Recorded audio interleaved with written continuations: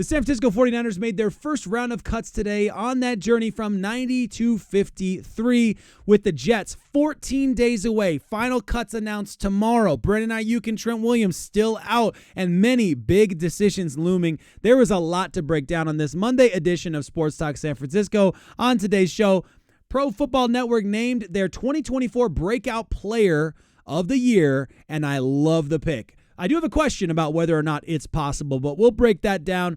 Great Pearsall news and some footage to go with it.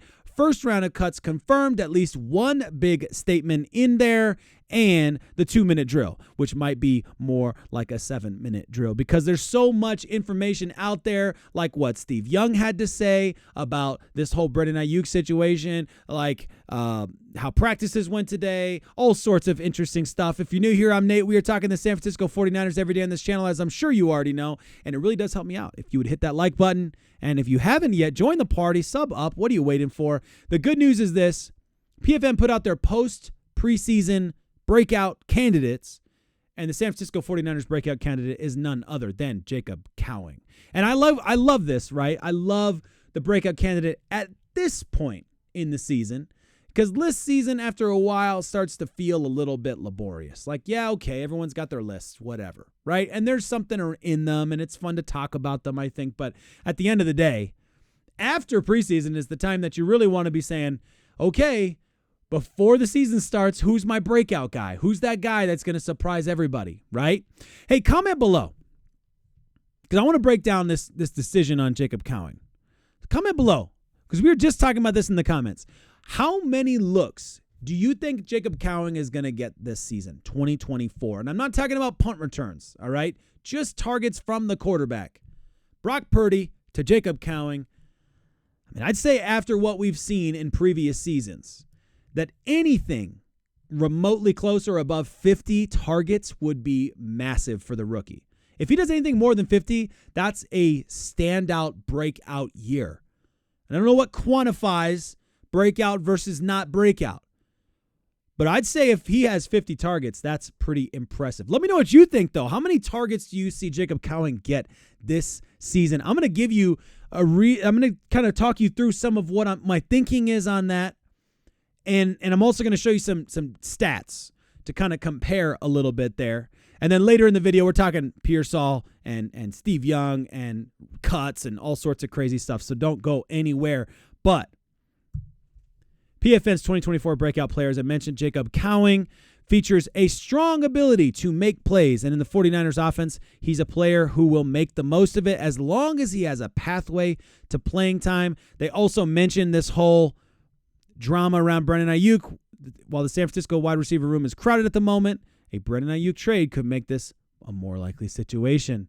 We'll have to see what happens, of course, with the Brandon Aiyuk stuff. We're not getting into that till later in the video.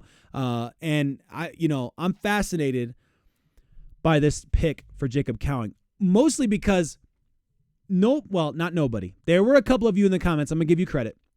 Very few people were saying Jacob Cowing's name as highly as they're saying it now. Very few. There were a couple of you out there that were really high on Jacob Cowing. I'll give you all the credit in the world because you called it way before anybody else was. You know, people were talking about Pearsall, and there were you in the comments saying, don't forget about the third rounder. Don't forget about, he was third round, right? I think he was a third rounder. Don't forget about Jacob Cowing, right? You were out there, and all credit to you for that. First question on this potential situation here is, does it matter if Brandon Aiyuk is on this football team as far as Jacob Cowing getting a decent number of targets? And my thought is yes and no. It does matter in the sense that if Brandon Aiyuk's on the field, he's going to get a lot of targets. So that's less targets to go around. But in the sense that, like, Jacob Cowing's not an X receiver, he's not a like-for-like replacement for Brandon Aiyuk, I don't see that sense. If anything, Jacob Cowing's opportunity to be a breakout star, at least from the wide receiver point of view, is going to be hindered by Jauan Jennings getting a 2-year extension and getting a lot of belief from the organization and how he's going to continue to improve on this football team. Not to mention, by the way, we got to remember how good of a blocker Jauan Jennings is. That's a huge reason why he got that deal, I think. But the biggest question for me is, how many guys do you see getting a good chunk of targets in general? Because if you look at last season, I'll pull that up for you. and you just sort it by targets, right? Brandon Aiyuk's got 100 targets, but there are 4 guys, okay, who are like high number, quote unquote, of targets, like 80 and above. You got Christian McCaffrey. He's going to get those targets again. Deebo Samuel. He's going to get those targets again. George Kittle. He's going to get those targets again. And then if Brandon Aiyuk is on this football team, he's also getting those targets. So after that, there just aren't that many to go around. Think about it, right? Now you've got two other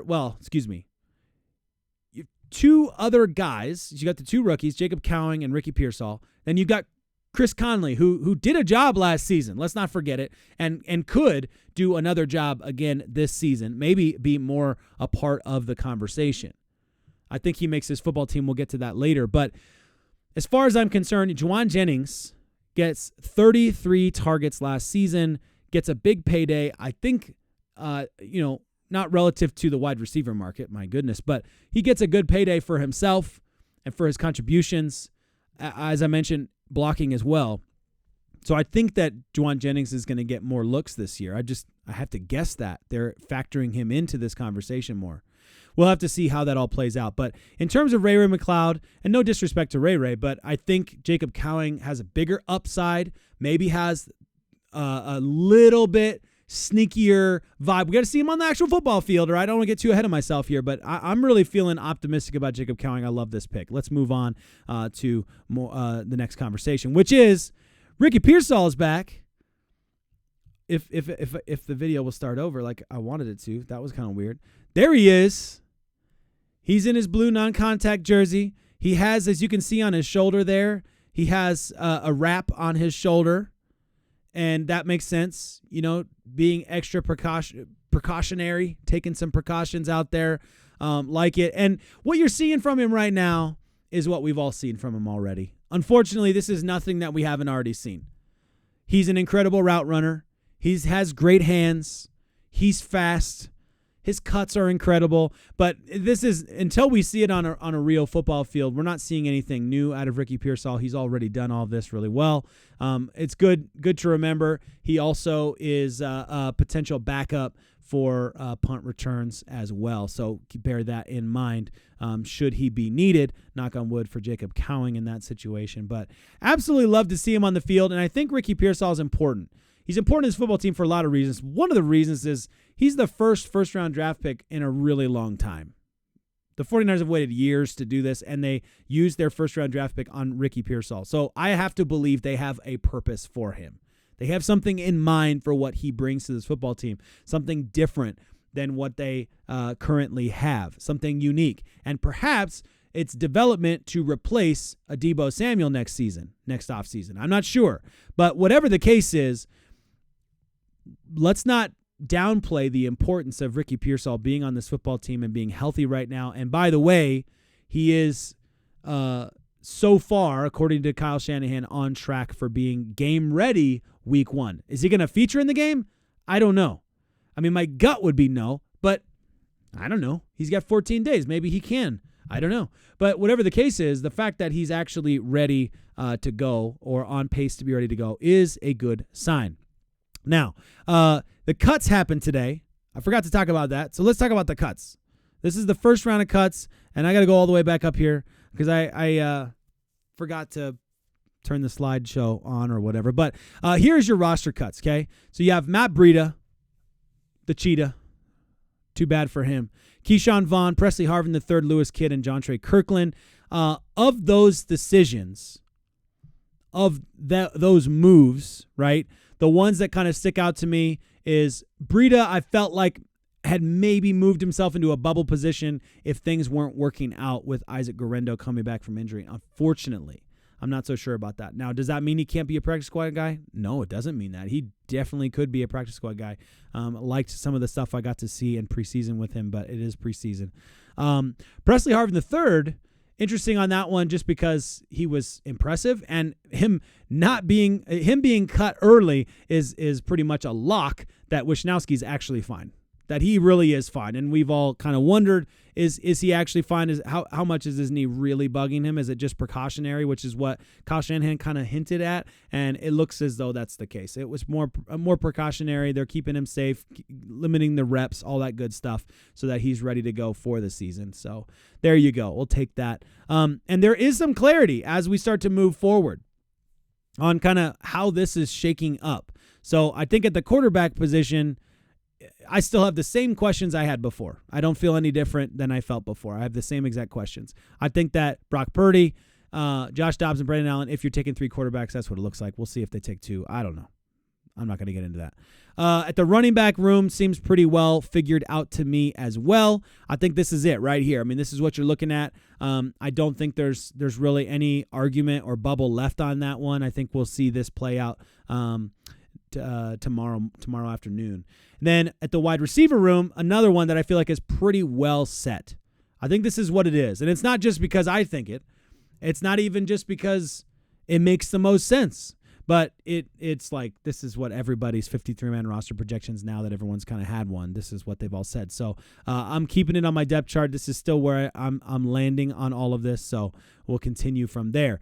At tight end, I still don't know how many tight ends. I'm going to go on 4 until I'm told otherwise. And if we are going on 4, I do think Jake Tonjes makes the team over Cam Latu.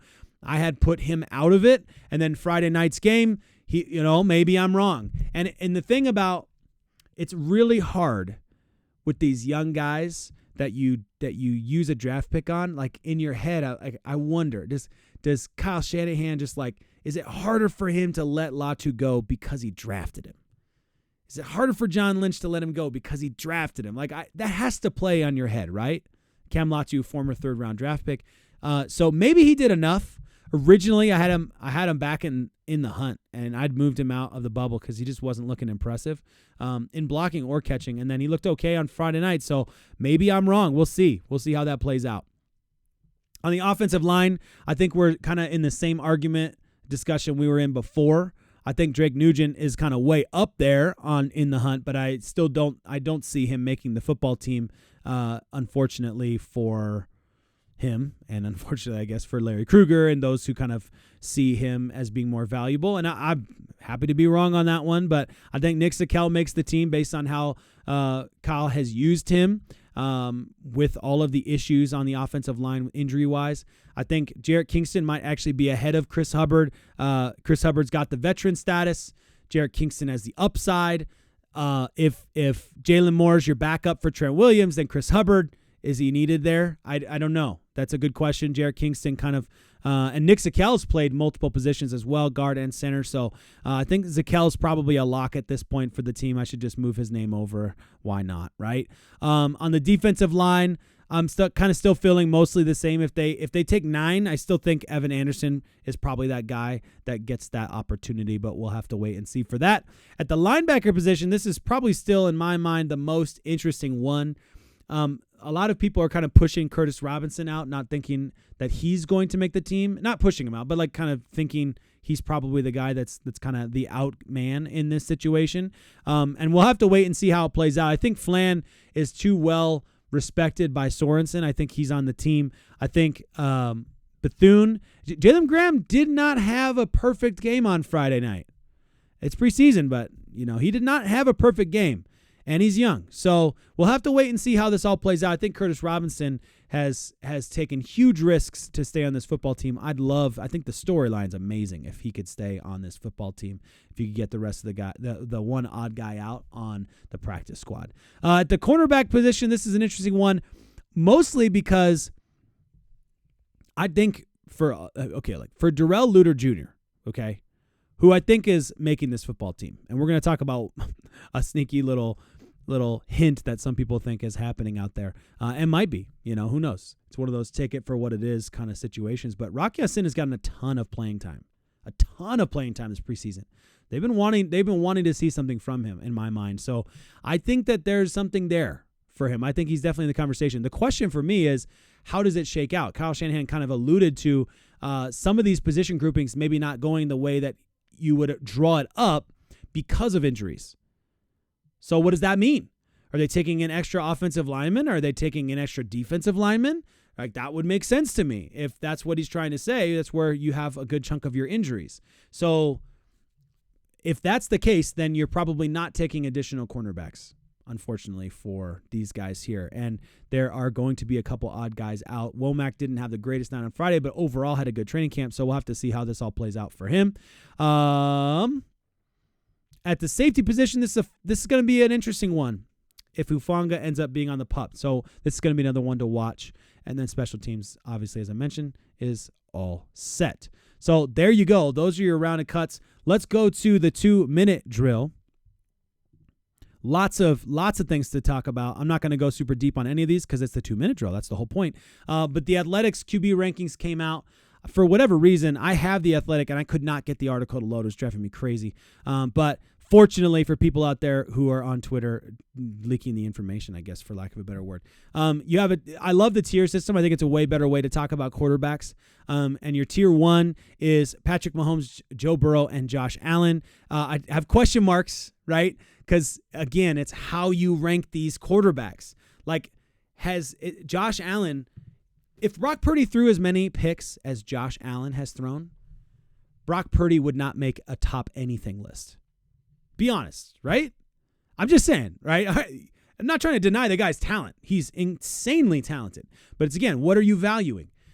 Joe Burrow, when healthy, is stout. He needs to have a good season this year to remain at the level that he's at right now, though. Let's be honest about that. At the tier 2 level, a lot of quarterbacks on the tier 2 level. This is a fascinating group here.